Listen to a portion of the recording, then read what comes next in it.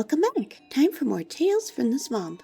Today, we're going to be reading a book called Purloined Shadows by Wogan Jarth. Chapter 1. The candle was lit, and the thief was standing there, blinking, caught. She was young, rather dirty, wearing ragged black clothes that were surely quite smart and expensive weeks ago, when she had stolen them from one of the city's best tailors. The look of surprise slipped from her face, and she took on a blank expression as she put the gold back on the table. "What are you doing here?" the man with the candle asked, stepping from the shadows. "That's a stupid question," the girl replied, frowning. "I'm obviously robbing you." "Since nothing I have is missing," the man smiled, glancing at the gold on the table, "I would have to say that you're not robbing me. Attempting to rob me, perhaps. The question I have is, why? You know who I am, I assume. You didn't just come in through an unlocked door. I've stolen from everyone else. I've taken soul gems from the Mages Guild.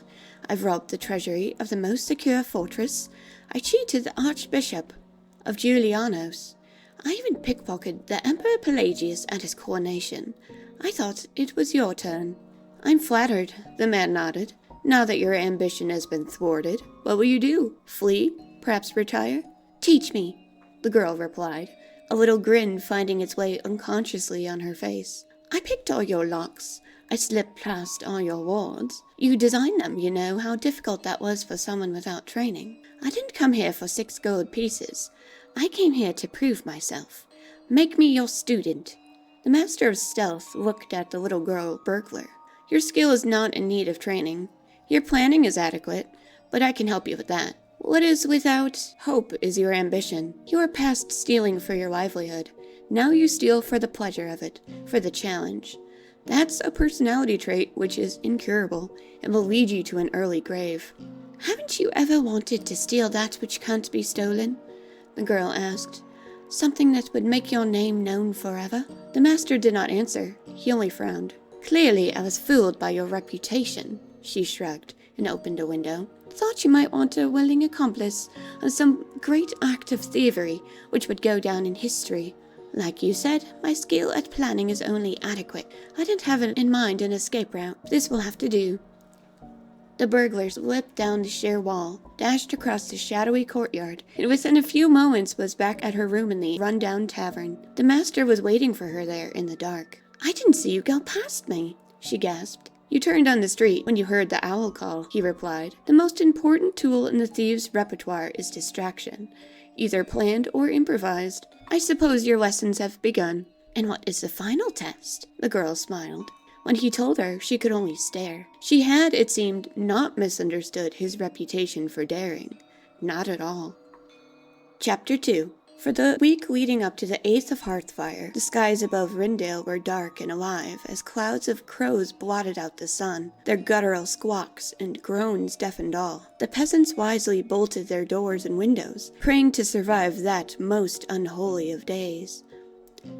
On the night of the summoning, the birds fell silent, their black, unblinking eyes following the witch's march into the glen. There were no moons to light the way, only the leader's single torch in the gloom. Their white robes appeared as indistinct shapes, like the faintest of ghosts.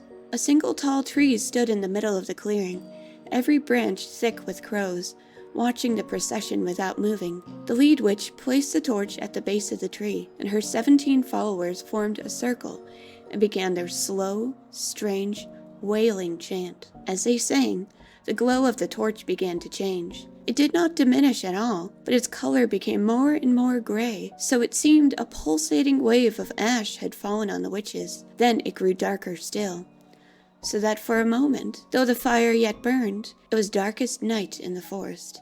The penumbra continued until the torch was burning with a color without a name, emptiness beyond mere blackness. It cast a glow, but it was an unnatural scintillation falling on the witches. Their robes of white became black. The Dunmer among them had eyes of green and ivory white flesh. The Nords appeared black as coal. The crows watching overhead were as pure white as the witches' cloaks. The Daedra Princess Nocturnal stepped out of the pit of uncolor. She stood in the center of the circle, the tree of pallid crows her throne, aloof as the witches continued their chanting, dropping their robes to prostrate themselves naked before their great mistress. Wrapping her night cloak, around her, she smiled at their song. It spoke of her mystery, of veiled beauty, of eternal shadows in a divine future when the sun burns no more.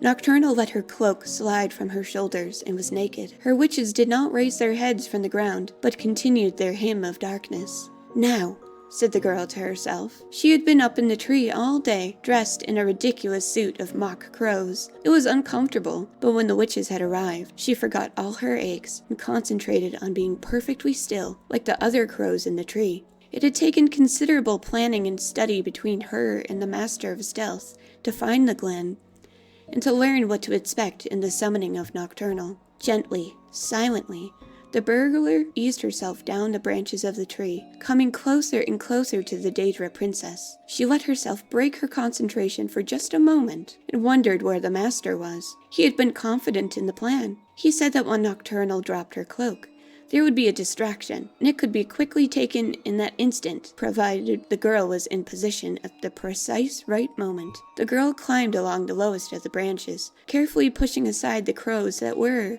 as the master said, transfixed by the princess in her naked beauty. The girl was now close enough, if she only reached out her arm, to touch Nocturnal's back. The song was rising to a crescendo, and the girl knew that the ceremony would soon be over. Nocturnal would clothe herself before the witches entered the chant, and the chance to take the cloak would be over.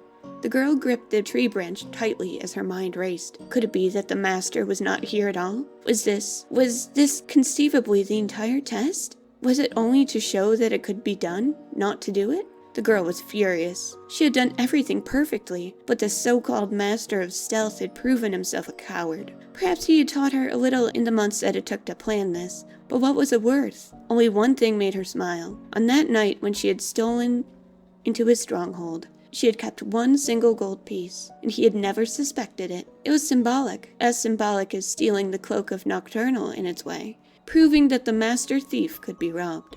The girl was so lost on her mind that she thought she imagined it for a moment, when a man's voice yelled out from the darkness, "Mistress!" The next word she knew she didn't imagine. "Mistress! A thief! Behind you!" The witches raised their heads and screamed, ruining the sanctity of the ceremony as they charged forward. The crows awoke and burst from the tree in an explosion of feathers and toad-like cries. Nocturnal herself whirled around, affixing the girl with her black eyes.